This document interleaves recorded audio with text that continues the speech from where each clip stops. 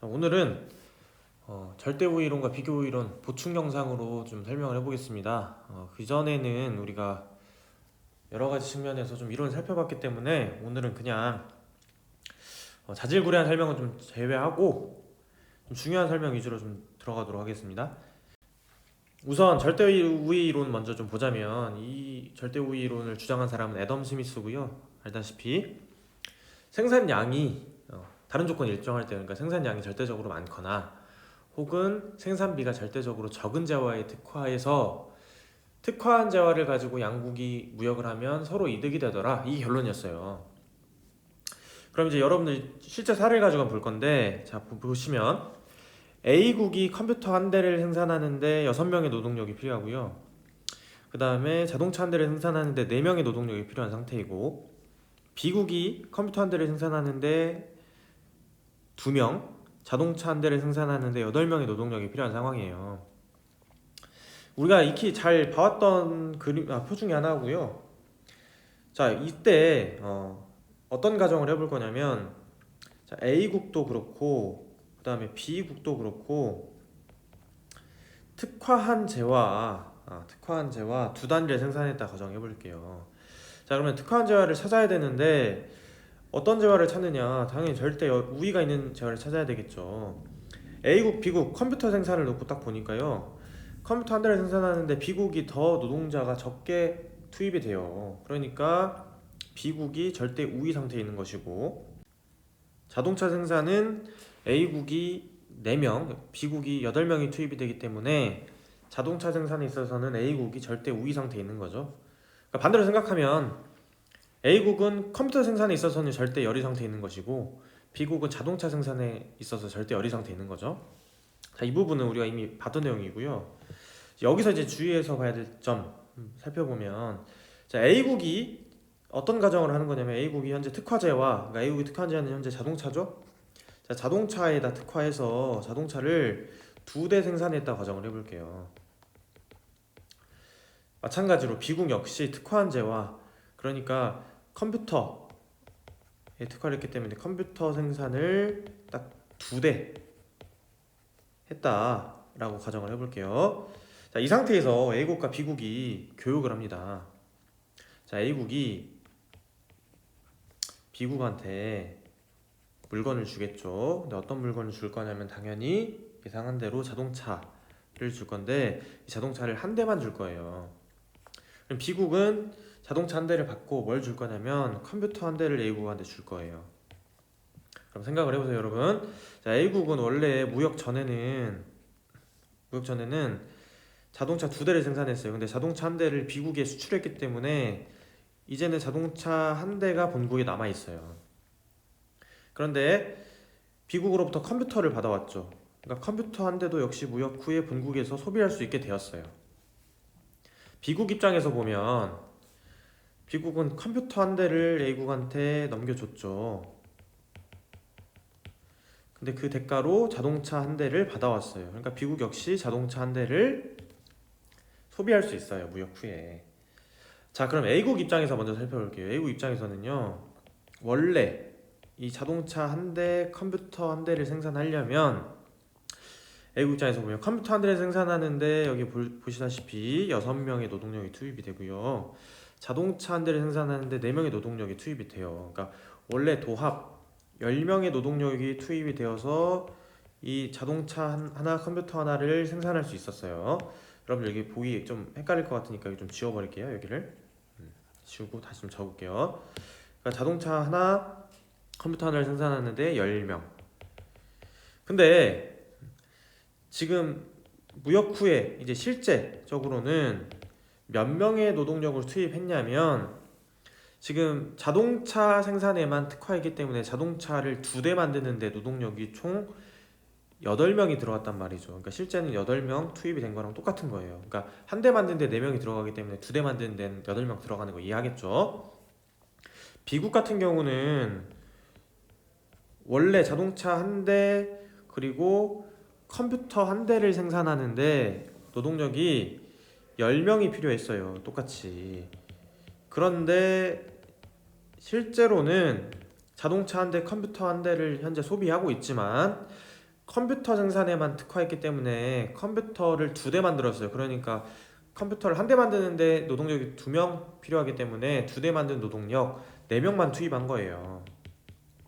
그런데 양국 모두 결과적으로는 10명의 노동력이 투입됐을 때 얻을 수 있었던 재화를 소비하고 있었던 거죠. 그러니까 A국 입장에서 보면 현재 2명의 노동력을 절감한 거고요. 원래 8명이 노동력이 10명이 필요한데 실제 8명 썼으니까. 그 다음에 B국 같은 경우는 6명의 노동력을 절감한 거예요. 그쵸? 그럼 이 상태에서 A국이 현재 2명의 노동력이 이익을 받는데 이 2명이 특화제와 생산에 투입됐다면 이 상황을 한번 가정을 해볼게요. 즉 A국이 특화제화인 자동차 생산에 이 2명을 투입했으면 자동차 한 대를 만드는데 4명이 필요하기 때문에 완제품 한 대까지 못 만들고 자동차 몇 대까지 만들었겠어요. 그러니까 자동차 2분의 1대까지 만들었겠죠. 그러니까 자동차 2분의 1대만큼의 이익분이 생긴 거예요. 여기까지 오죠. 자, 그리고 B국 입장에서 보면 지금 6명의 이익을 거둘 수 있었어요. 6명 분의 노동력 이익을 거둘 수 있었어요. 그랬을 때 이 6명이 컴퓨터 생산에 투입이 됐다면 컴퓨터를 몇 대까지 만들 수 있었냐면 3대까지 만들 수 있었겠죠. 그러니까 컴퓨터 세대만큼의 이익이 발생한 거예요. 즉 절대 우위에 있는 재화에 특화해서 무역을 했던 양국 다 어떻게 되더라? 무역계에 이익을 갖게 되더라. 이게 바로 절대 우위의 애덤 스미스의 이론입니다. 그리고 여러분 알다시피 이 절대 우위 이론에 대해서 태클을 걸었던 사람 누구냐면 데이빗 리카도라는 사람입니다. 이 사람은 비교 우위 이론을 주장하면서 결론적으로 어디에 특화하라? 기회비용이 더 작은 상품에 특화하라. 이걸 주장한 거고요. 그러면 양국 모두 이익을 얻게 되더라. 즉 한쪽이 일방적으로 두 재화 모두의 절대 우위 상태를 갖고 반대로 다른 한쪽이 일방적으로 절대 열의 상태에 있다고 하더라도 비교 우위 상품에 특화해서 무역을 하면 이득이 되더라 라는 걸 말한 거예요. 자, 일단 먼저 사례를 먼저 볼게요. 자, 두 재화 생산에 필요한 노동자 수가 먼저 나와 있고요. A국, B국 똑같아요. 이번에 컴퓨터 한 대 생산하는데 자동차 생산하는데 각각 몇 명의 노동력이 필요하느냐 이걸 지금 얘기한 거고요. 자, 먼저 이 4명의 의미를 먼저 좀 살펴볼게요. A국 입장에서 컴퓨터 한 대를 생산하는데 4명이 투입됐어요. 그러면 A국이 만약에 이 4명을 컴퓨터 생산에 투입했으면 뭘 포기한 거냐면 이 4명이 자동차 생산에 투입됐을 가능성을 포기한 거 아니에요? 그렇죠? 그런데 이 4명이 자동차 생산에 투입이 됐다면 자동차를 한 대까지 만들 수는 없어요. 왜냐하면 자동차 한 대 생산에는 여기 보다시피 8명의 노동력이 필요하니까요. 그러니까 한 대까지는 못 만들고 8명이 한 대를 만들기 때문에 4명이 자동차를 만든다고 가정하면 2분의 1대까지는 만들 수 있어요. 그렇죠? 자, 반대로 자동차 한 대 생산을 하게 되면 A국이 자동차 생산을 할 이 8명의 노동력이 컴퓨터 생산에 투입될 수 있었는데 이 컴퓨터 생산할 수 있는 노동력을 지금 포기한 거예요. 컴퓨터 생산을 포기한 거예요. 그러니까 컴퓨터 생산에는 지금 컴퓨터를 한 대 생산하는 데는 노동력이 현재 4명이 필요한데 이 8명이 만약에 컴퓨터 생산에 투입이 됐으면 2대까지는 만들 수 있을 거 아니에요. 그 가능성을 포기한 거고 그러니까 기회비용은 컴퓨터 2대가 되는 거예요.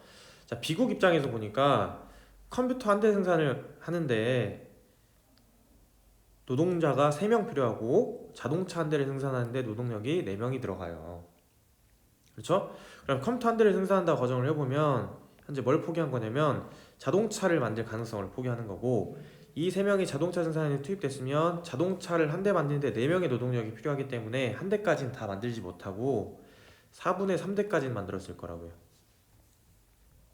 그렇죠? 반대로 B국이 자동차 생산에 특화를 하게 된다면 컴퓨터 생산을 포기한 거니까 이 4명의 노동력이 컴퓨터 생산에 투입됐을 때를 포기한 거고 지금 컴퓨터 한 대를 생산하는데 3명의 노동력이 필요하기 때문에 4명이 이 컴퓨터 생산에 투입이 된다면 컴퓨터 한 대를 만들고도 좋게 3분의 1대를 더 만들 수 있겠죠. 그렇죠? 그래서 기회비용은 컴퓨터 3분의 4대 이렇게 되는 겁니다. 자, 여기까지 따라오겠죠? 지금 가정을 해야 되는데 좀 약간 오타가 있네요. 가정을 해볼게요. A국, B국이 자국 내에서 특화재화를 두 대를 생산한다 라고 가정을 해볼게요. 이게 무슨 말이냐면 지금 현재 기계비용을 구해야 되는데 기계비용이 더 작은 걸 찾아야 되겠죠. A국, B국 보니까 컴퓨터 한 대를 생산함에 있어서 A국의 기계비용 자전거 2분의 1대고요. B국은 자전거 4분의 3대가 나왔어요. 그러면 여러분 2분의 1이 커요? 4분의 3이 커요? 그러니까 4분의 3이 크죠. 그러니까 반대로 기계비용이 작은 이쪽 A국은 어디에다 특화할 거냐면 컴퓨터 생산에 특화할 거예요. 그럼 반대로 저절로 이제 물론 자동차 생산은 B국이 특화하겠다는 걸 알겠지만 비교해봐도 컴퓨터 2대, 컴퓨터 3분의 4대 그러니까 B국은 자동차 생산에 특화하는구나 이렇게 찾으면 돼요. 됐죠? 이 상태에서 지금 특화재와 두 대를 각각 생산했다는 게 무슨 말이냐면 A국은 컴퓨터만 현재 두 대를 생산했다고 가정하는 거고요. A국은 컴퓨터 두 대, 그리고 B국은 자동차만 두 대 생산했다 이렇게 보는 거예요. 가정을. 자, 그런 상태에서 A국이 B국한테 컴퓨터 1.5대, 그러니까 생산한 컴퓨터를 두 대 중에 1.5대를 B국에 보냈고 B국은 생산한 자동차 두 대 중에 한 대를 A국에 보냈다를 가정을 해볼게요. 그러면 A국 입장에서는 현재 무슨 일이 벌어지냐면 잘 보세요. A국은 B국으로부터 자동차 한 대를 받아왔단 말이죠 현재.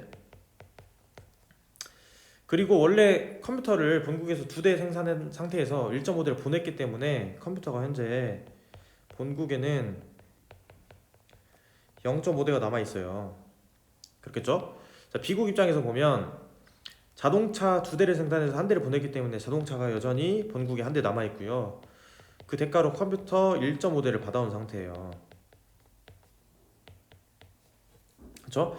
그러면 A국 입장에서 보세요. A국 입장에서는 원래 이 자동차 한 대를 생산하고 컴퓨터 0.5대를 생산하려면 노동자가 몇 명 필요했는지 한번 살펴볼게요. 컴퓨터 0.5대를 생산하려면 원래 컴퓨터 한 대를 생산할 때는 4명의 노동력이 필요했기 때문에 0.5대를 생산하려면 2명의 노동력이 필요했겠죠. 그리고 자동차 한 대를 생산하려면 노동력이 8명이 원래 필요한 상태였어요. 그러니까 더하면 원래 10명의 노동력이 필요했다는 거죠. 그런데 실제 무역을 위해 각국에서 투입된 노동력은 각국은 지금 현재 컴퓨터에만 특화했기 때문에 컴퓨터를 두 대를 생산하는 데 필요했던 노동력 8명만 투입이 된 거예요 현재. 그러니까 몇 명의 노동력의 이익을 본 거냐면 A국 같은 경우는 2명의 노동력의 이익을 본 거예요. 여기까지 이해가죠? 자, B국 같은 경우는 자동차 한 대와 컴퓨터 1.5대를 생산하려면 원래는 자동차 한 대를 생산하는데 4명의 노동력이 필요했고요. 컴퓨터를 한 대 생산하는데 3명의 노동력이 필요했으니까 컴퓨터 0.5대를 더 생산하려면 1.5명의 노동력이 필요하고 그래서 도합 8.5명의 노동력이 필요했어요. 그런데 실제 투입된 노동력은 자동차만 2대 생산했기 때문에 8명의 노동력이 투입된 거예요. 그러니까 B국 같은 경우는 0.5명의 노동력의 이익을 본 거라고요. 이렇듯 비교의 재화에 특화를 해서 무역을 하면 양국 다 이득이 되더라. 이게 일종의 생산비 차원에서 본 거고요. 다음으로 이제 생산양 차원을 좀 보도록 하겠습니다. 지금 A국, B국 그리고 두 재화 최대 생산량이 나타났는데요. 다른 조건은 다 일정하고요. A국에 있는 모든 자원을 다 썼을 때 컴퓨터 6대를 생산하거나 혹은 자동차를 4대까지 생산할 수 있었고 B국 입장에서도 모든 자원을 다 썼을 때 컴퓨터를 8대까지 생산할 수 있었거나 혹은 자동차를 2대까지 생산할 수 있었다라고 가정을 해보는 거예요. 그러니까 둘 중에 하나의 선택이 요구된다는 거죠. 근데 A국 입장에서 보면 여러분 생각해보세요. 컴퓨터를 최대 6대까지 생산 가능하고 그 다음에 자동차를 최대 4대까지 생산 가능해요. 그러니까 약분해보면 컴퓨터 3대랑 자동차 2대랑 의미가 같기 때문에 컴퓨터 한 대의 의미는 결과적으로 자동차 3분의 2대의 의미와 똑같은 거예요. 그러니까 A국에 있어서 컴퓨터 한 대 생산의 기계비용은 자동차 3분의 2대다 이렇게 표현할 수 있는 거라고요. 그런데 A국 입장에서 자동차 생산의 기계비용은 그럼 어떻게 되느냐, 반대로 이제는 컴퓨터를 포기했겠죠. 자동차 한 대 생산의 기회비용은 컴퓨터 2분의 3대 이렇게 되겠죠. 그러니까 이걸 다시 이쪽으로 넘기면 되니까. 비국도 마찬가지로 살펴보면 컴퓨터 한 대 생산의 기회비용은 자동차 4분의 1대가 될 거고, 자동차 한 대 생산의 기회비용은 컴퓨터 4대 이렇게 될 거예요. 같은 논리로 보면. 자, 그럼 이제 가정을 해볼게요. 갑국이 자국 내에서 자동차 4대를 생산했고 을국이 컴퓨터 8대를 각각 생산했다라고 가정을 해볼게요. 그 상태에서 갑국이 자동차 2대를 을국에 수출을 하고 을국은 컴퓨터 4대를 갑국에 수출을 한 상태라고 가정을 해볼게요. 그러니까 갑국은 자동차 4대를 생산해서 2대를 보냈기 때문에 갑국 입장에서 보면 본국에는 자동차가 현재 2대가 남아있을 거고요. 을국으로부터 컴퓨터 4대를 받아왔으니까 컴퓨터 4대를 현재 무역 후에 소비할 수 있게 된 거예요. 조금만 정정을 할게요, 여러분. 갑국이 아니고, 지금 자꾸 갑국이라고 얘기를 했는데 갑국이 아니고 A국이겠죠. A국은 현재 그렇고요. 그러니까 여기도 지금 A예요. A. 여기는 B고, 여기도 A고, 여기가 B예요. 자, 계속 바꿔야 되겠네요. 여기도 A, 여기도 B예요. 자, 그럼 B국 입장에서 보면 A국한테 현재 자동차를 2대를 받아왔어요. 그러니까 자동차 2대를 소비할 수 있는 상태가 됐어요, 결과적으로. 그런데 컴퓨터 8대를 생산해서 4대를 보냈죠. 그러니까 본국에는 컴퓨터 4대가 남아있는 상태예요, 현재. 그렇죠? 근데 A국 입장에서 먼저 보면 컴퓨터 4대는 어떤 거랑 똑같냐면, 잘 보세요. A국에서 컴퓨터 한 단위 생산의 기회비용은 자동차 3분의 2대였어요. 그러면 컴퓨터가 4대란 소리는 3분의 2 더하기 3분의 2 더하기 3분의 2 더하기 3분의 2는 3분의 8. 그렇죠? 그러니까 자동차 3분의 8대랑 의미가 똑같은 거라고요. 그러니까 2와 3분의 2가 되겠죠. 그러니까 자동차를 2대 하고도 3분의 2대만큼 더 이익을 얻게 된 거예요, A국 입장에서 보면. 그러니까 자동차 3분의 2대의 이익을 본 거고요. 자, B국 입장에서 보면 이 받아왔던 자동차 2대는 뭐랑 똑같은 거냐면, B국에 지금 보세요. B국의 자동차 한 대 생산의 기회비용은 컴퓨터 4대죠. 그러니까 자동차 2대는 컴퓨터 몇 대랑 똑같은 거냐면 8대랑 똑같은 거예요. 이해가죠? 그러면 B국은 원래 컴퓨터 8대만 생산했는데 지금 무역 후에는 12대가 남았잖아요. 그러니까 B국 입장에서는 컴퓨터를 몇 대 이득을 본 거냐면 4대 이득을 본 거예요. 이렇듯 생산 양 측면에서 살펴봐도 어쨌든 비교에 입각해서 무역을 하면 이득이 되더라, 이게 결론입니다. 근데 여러분, 지금 여러분들 1학년이고 1학년 수준에서는 사실 이런 이득분까지는 잘 안 구하니까 여러분 교환 비율인 이런 거 많이 신경 쓰지 말고요. 쌤이 준 조건만 잘 생각해서 문제 풀고 하면 되겠습니다. 끝으로 여러분들 반드시 시험 잘 보고 문제 좀 뭐랄까 약간 꼼꼼하게 살펴보기 바랍니다.